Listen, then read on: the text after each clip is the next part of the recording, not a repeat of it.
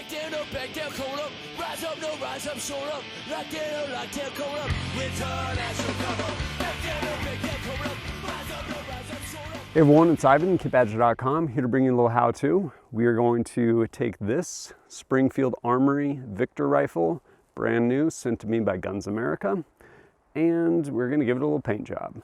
We're going to take it from a plain black rifle and turn it into something that blends in a little better with kind of the winter snow Alpine that's behind me. This little tutorial is going to be based largely on an article I read a number of years ago over on the Light Fighter forum. It was written by the late Pat Rogers. It applies to painting pretty much any weapon system for any location, to include just accessory gear. What we want to do right now though is get this thing ready to be painted. We don't want paint in certain places, so we're going to go ahead and mask those off or somehow close them up. The other thing to be aware of is we're painting this, so if something's hidden when we move something, say put our sights up or open the stock up, it would otherwise be black under those places. So we basically want to open this thing up fully, i.e. the stock. If you have iron sights, throw those up. And then we want to start masking off things. I will say, as far as in the end of your barrel, right here, I already jammed a little foamy earplug. You could probably throw paint in there. Nothing crazy is going to happen. But if you want to go ahead and mask it off or just throw an earplug in there, easy way to do it. We don't necessarily want paint on our bolt. It'll still probably run. It'll wear itself off any high points, but we'll go ahead and close the ejection port and go ahead and throw a magazine in here. One that'll give us a painted magazine when we're all done, but bigger than that, it's going to keep paint out from the magazine well. What we don't want is to start filling that up, kind of stacking tolerances to where magazines start getting jammed in there. At this point, there's a few more things we want to tape off. Namely, we want to make sure we tape off our sights so they're still black and crisp. And also, I usually like to tape off the trigger. Does it matter if you paint the trigger? No. Don't really want paint going up into your lower receiver, but I'm going to go ahead and tape that off. When we're painting this, if we want to paint accessory items like, say, magazines, Magpul makes it pretty easy because if you get them, they come with these covers. Basically keeps paint out of the internals. And dimensionally, this here that's going to go up into, well, won't go with that cover, but this dimension here is a little bit smaller.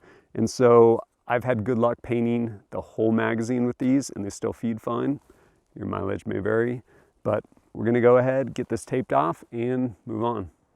As far as paint goes, I think Aervoe is probably the best thing going. One, it's really flat, no shine whatsoever.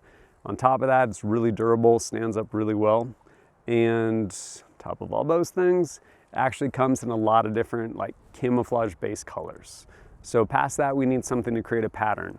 Easiest, which I like, is just a piece of camo netting or pretty much anything. You can hack a limb off a tree, like whatever, to basically create some sort of pattern on your weapon and gear.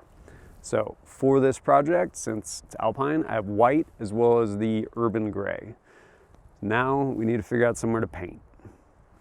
Of course, the best spot to film is going to be somewhere warm, dry, no wind, not to be confused with this right here. Or my favorite place is on a warm day with low humidity, that's windy, right in the middle of like a Home Depot parking lot next to some big jacked up truck that happens to be double parked because the owner is absolutely certain that his truck is so big it won't fit in one spot.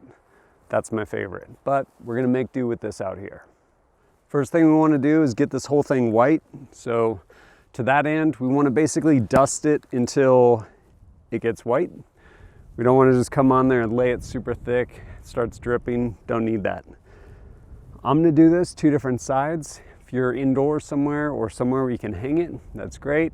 If you are indoors, beware of overspray. So we'll get this white and go from there.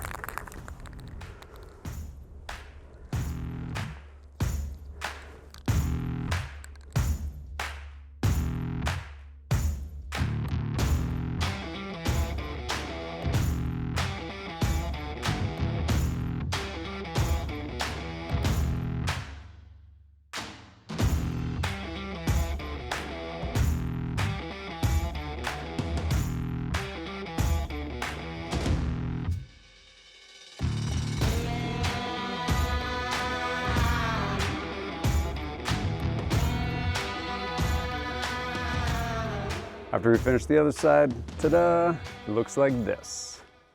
Why didn't I show you the entire process right back here in the snow? Because it's a huge pain in the ass. Like, terrible place to paint a weapon. Don't ever do it. It's terrible. So, that's it. Pretty much step by step how to winter camouflage your rifle. And yeah, find somewhere warm, low humidity, probably indoors like a garage. Be aware of overspray.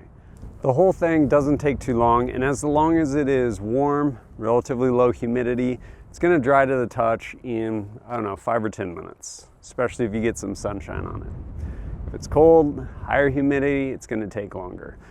What I found is when I paint the rifle, pistol, whatever it is, it's a little bit tacky. It feels a little tacky for maybe the first, I don't know, like 24 hours. And then after that, it will forever be like really dry, almost kind of gritty because of basically the paint and how much of a matte finish it has. But kind of that first 24-hour kind of curing period, and after that, you're pretty much good to go. Spray. But hopefully this has been helpful, and as always, thanks for joining us at kitbadger.com. Look forward to seeing you next time. What about the kids? What about the kids? Oh man, what about the kids?